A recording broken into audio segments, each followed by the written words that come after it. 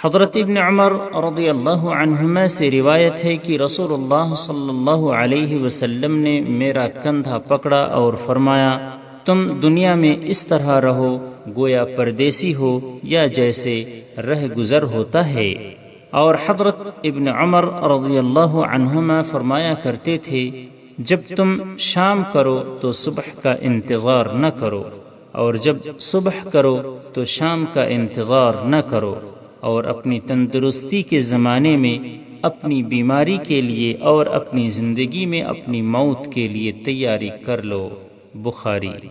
حضرت ابن عمر رضی اللہ عنہما ہی سے روایت ہے کہ رسول اللہ صلی اللہ علیہ وسلم نے فرمایا، کسی مسلمان مرد کے لیے جس کے پاس وصیت کے قابل کوئی چیز ہو، یہ جائز نہیں ہے کہ وہ 2 راتیں بھی اس حالت میں گزارے کہ اس کے پاس وصیت لکھی ہوئی نہ ہو۔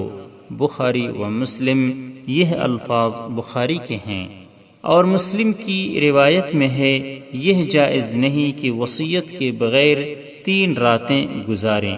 حضرت ابن عمر رضی اللہ عنہما نے فرمایا، جب سے میں نے رسول اللہ صلی اللہ علیہ وسلم کی یہ بات سنی، مجھ پر ایک رات بھی ایسی نہیں گزری ہے کہ میری وصیت میرے پاس لکھی ہوئی موجود نہ ہو۔ حضرت انس رضی اللہ عنہ سے روایت ہے کہ نبی اکرم صلی اللہ علیہ وسلم نے کئی لکیریں کھینچیں، پھر ایک خط کی طرف اشارہ کر کے فرمایا، یہ انسان ہے، یعنی اس کی آرزوئیں، اور دوسرے خط کی طرف اشارہ کر کے فرمایا، یہ اس کی موت ہے۔ پس انسان اسی طرح آرزوؤں کے درمیان ہوتا ہے کہ سب سے قریب لکیر یعنی موت آ پہنچتی ہے۔ بخاری۔ حضرت ابن مسعود رضی اللہ عنہ سے روایت ہے کہ نبی اکرم صلی اللہ علیہ وسلم نے ایک مربع شکل کا خط کھینچا، اور ایک خط درمیان میں اس سے باہر نکلتا ہوا کھینچا، اور درمیانی خط کے پہلو میں چند چھوٹے چھوٹے خط اور کھینچے، اور فرمایا، یہ انسان ہے، اور یہ خط اس کی موت کا ہے جو اسے گھیرے ہوئے ہے، اور یہ خط جو باہر نکل رہا ہے اس کی آرزوئیں ہیں، اور یہ چھوٹے چھوٹے خط جو پہلو میں ہیں انسان کو پیش آنے والے حوادث ہیں۔ اگر ایک حادثہ اس سے خطا کر جاتا ہے تو دوسرا اسے آ دبوچتا ہے، اور اس سے جان چھوٹتی ہے تو کوئی دوسرا اسے آ پکڑتا ہے۔ بخاری۔ حضرت ابو ہریرہ رضی اللہ عنہ سے روایت ہے، رسول اللہ صلی اللہ علیہ وسلم نے فرمایا، 7 چیزوں سے پہلے نیک اعمال کرنے میں جلدی کرو۔ کیا تم بھلا دینے والی ناداری کا انتظار کر رہے ہو، یا سرکش کر دینے والی دولت مندی کا، یا بگاڑ دینے والی بیماری کا، یا سٹھیا دینے والے بڑھاپے کا، یا تیزی سے آ جانے والی موت کا، یا دجال کا؟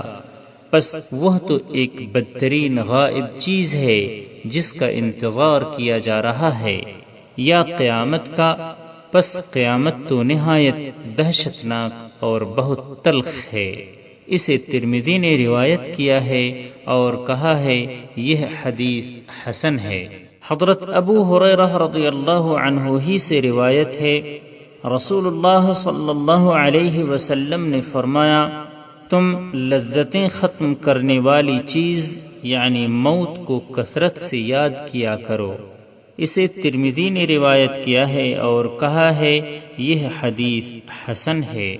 حضرت ابی بن کعب رضی اللہ عنہ سے روایت ہے کہ جب رات کا 1/3 حصہ گزر جاتا تو رسول اللہ صلی اللہ علیہ وسلم عبادت کے لیے کھڑے ہو جاتے اور فرماتے، اے لوگو، اللہ کو یاد کرو۔